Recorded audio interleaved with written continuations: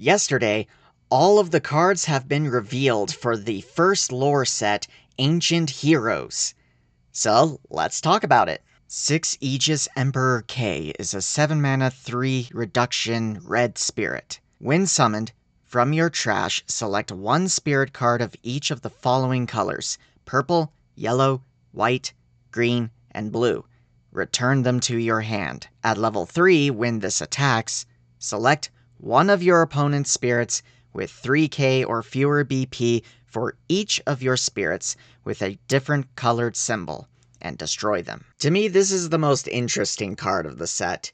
The problem is, I don't know where this goes. It's not going to go in pterosaurs because they don't play any off-color spirits. You're not playing this in Zigworm for the same reason. So my immediate reaction is to play this off-color in something like purple or yellow, but I don't know if those decks want this. I wish the when summoned effect was attached to a magic card that did the same thing. Then I think it would be playable, but as this 7-cost spirit, I think it's a little too expensive for what it's trying to do. Heroic Worm Lord Dragon is a 7-cost 3 reduction War Dragon spirit. This spirit gains Confront if you have a burst card set. And at level 3, while this spirit attacks, when your opponent activates a burst card that does not share a color with any of the symbols on their field, place 1 core from their life into their reserve. So obviously the interesting part of this card is its level 3 effect. Being able to counter Absolute Ice Shield against non-white decks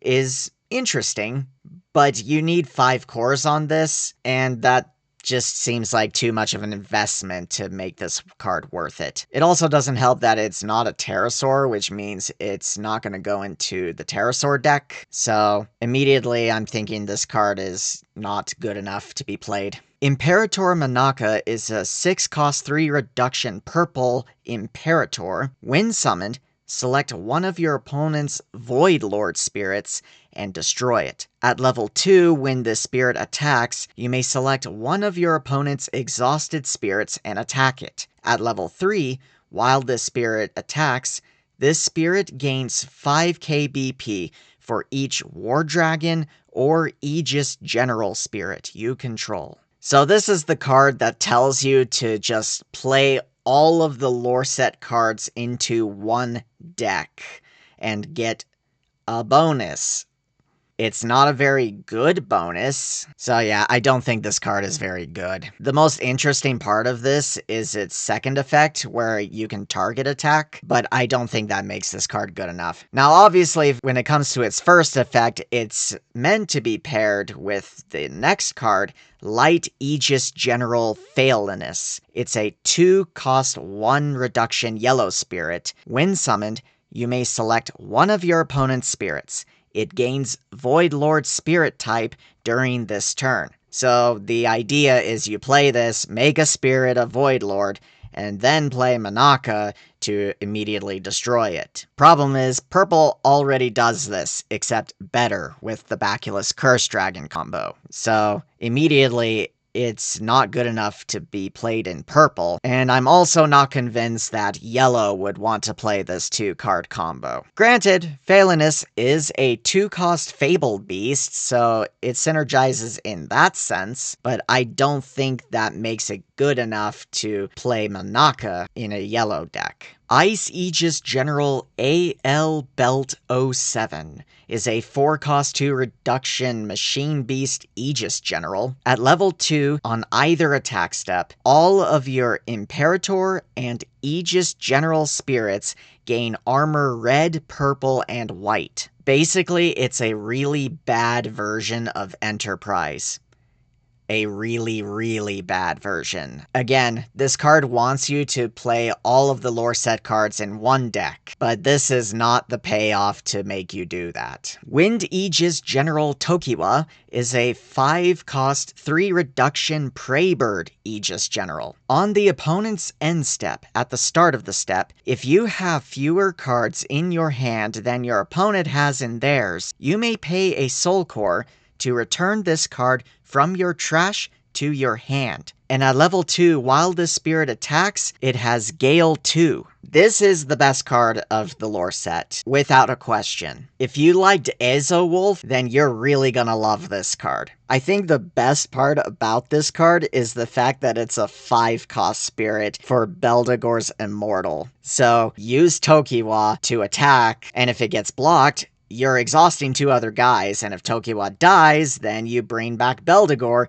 to kill one of their guys you just exhausted. And then later, you can pay a soul core to bring Tokiwa back. Rinse and repeat the cycle. This card is going to see so much experimentation in the future, and I really hope that this card is good. Revolutionary Xeon is a 9-cost 4 reduction blue card. At level 2, when this attacks, you may select a Nexus card from your trash and place it. So yeah, it's our first blue card before the blue set is released, which means this card is terrible, at least for now. Unfortunately, I don't know if this card is even going to be played when the blue set comes out, because if you noticed, there's a couple of words missing at the end of that sentence.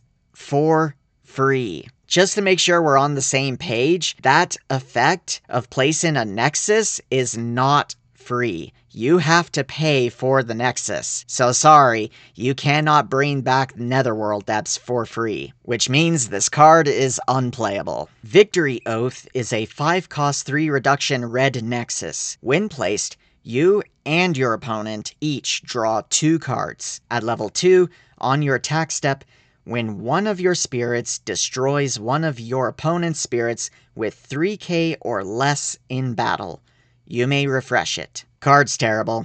Why would you want to give your opponent 2 cards? Just play Volcanic Canyon instead. The Imperator's Great War is a 4-cost 2 reduction green Nexus. On your attack step, when one of your Imperator or Aegis General spirits destroys one of your opponent's spirits in battle, you may exhaust this Nexus to place a core from the void onto this Nexus. At level 2, on your attack step, when one of your spirits reduces your opponent's life, you may discard a card to draw a card. This card is just a worse version of Great Tree Gate, a card that already doesn't see play. And the second effect is also not good enough. Like, why do you have to discard a card? Why can't you just draw a card? Yeah, this Nexus is not good. And for the last card, we have Godslaying. This is a 4-cost 3 reduction yellow magic. Its burst effect, when the opponent resolves a when summoned effect, your opponent's spirits that cost 2 or less cannot attack or block during this turn. For its flash effect, when resolving the next battle this turn, compare cost rather than BP.